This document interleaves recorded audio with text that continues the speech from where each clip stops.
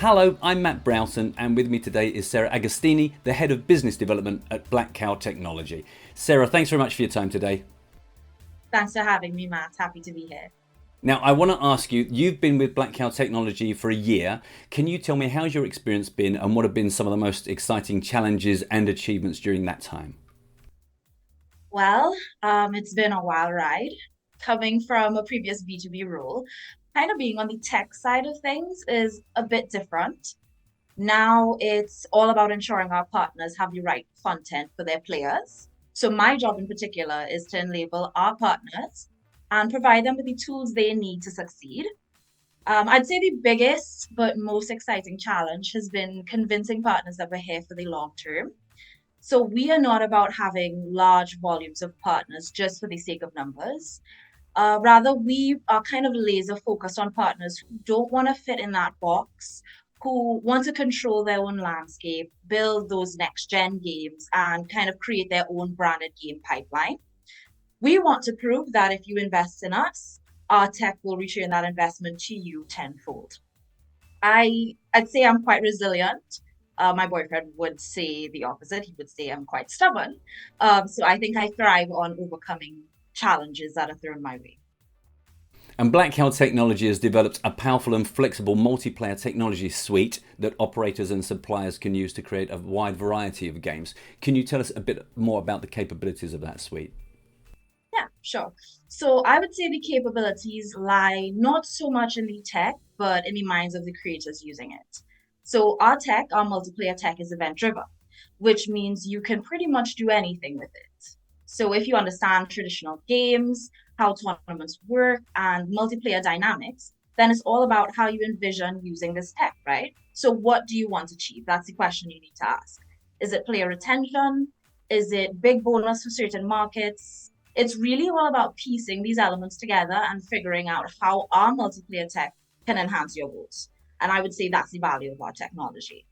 So if you take, let's say, sweepstakes, for example, they are already community driven. So how can we take that further? I would say by integrating multiplayer features like pool betting, side bets, or maybe even random raffles triggered by certain events. That way, we can elevate the excitement and engagement levels for players. Even things like adding multipliers can increase the thrill and potential rewards. I'd say our multiplayer, our OGA multiplayer, is like a blank canvas with a versatile framework. It offers our partners the tools that they need to create unique retention boosting experiences and turn sweepstakes into engagement masterpieces. One thing that I would like to explain here is that in terms of limitations, because have been a lot of questions about what limitations are there when it comes to using our tech, because our tech can support basically any vertical or any configuration, I would say the only real limitation is with your imagination. If you give the best creative talent the right tools, they can create wonders. So think of innovators like Da Vinci or the Wright brothers or Steve Jobs, right? When they had the right tools and the freedom to imagine, they created wonders that changed the world before anyone could even think of these possibilities. So imagine giving your most creative people on your team the tools that not only enhance their imagination, but fuel it like gasoline to a fire. And as multiplayer gaming continues to evolve, how do you see Black Cow Technology positioning itself in the market? I would say currently we are trying to establish our open gaming architecture, or OGA, as you'd hear me refer to it, our suite of tech as a tool that can cater to pretty much every need. So, kind of like the Swiss Army knife of tech.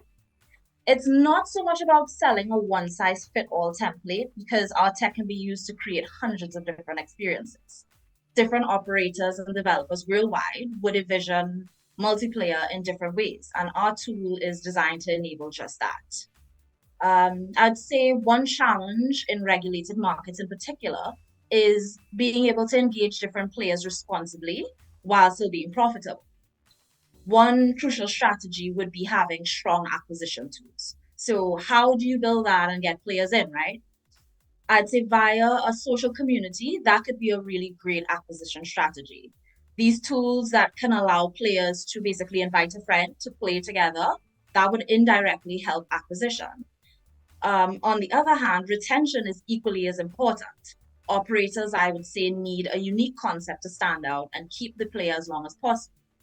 So most operators today can offer, the same book game, the same top performing games from providers, a nice website, personalization, sure, if you can do it right.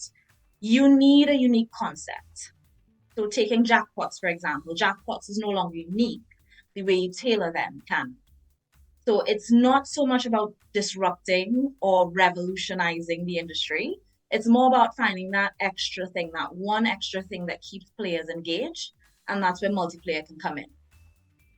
Markets like Brazil, for example, with that strong millennial and Gen Z demographic, they require sort of a different approach. These players kind of grew up with that console gaming, that PlayStation, Xbox, PC, that type of gaming, where multiplayer and social interaction are key to the experience.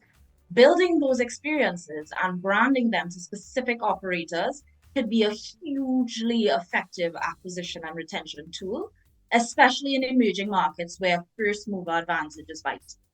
And you're attending SBC Lisbon in September. What key conversations are you looking forward to having with industry leaders? The kind of conversations that I am looking forward to would be more about understanding what industry leaders need and how our tech can meet those needs. So I always refer to our tech as an open canvas, and being an open canvas, we can help guide partners in using it effectively. We could build prototypes to showcase capabilities, but it's more about leading them down the path of how they can leverage the tech to their needs, whether it's fresh content for providers, an edge in retention or acquisition for operators, or enhanced tools for RGS as an aggregator.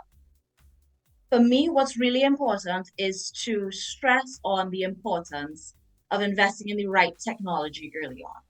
And to do that, I have a bit of a creative example. So imagine a lighthouse, right? One lighthouse is built on sand, the other is built on rock. The lighthouse built on sand, the moment there's a test like a storm or something, or tsunami, it falls over. So you spend lots of resources and you continue to spend those resources on band-aids rather than a strong plan in place. The lighthouse built on rock, however, that one would withstand storms and last for decades, guiding ships safely home. So my point in saying this is building a strong foundation might take longer, but the moment you have something solid in place, it'll be unbreakable and it'll stand strong even when everything else falls down. So having the right vision early on, I think is Excellent, makes sense. Well, look, I appreciate you taking me through that. I hope you have a successful trip to Lisbon, but for now, thanks for your time today. Thank you so much, Matt. Take care. I'm Matt Broughton for Game On.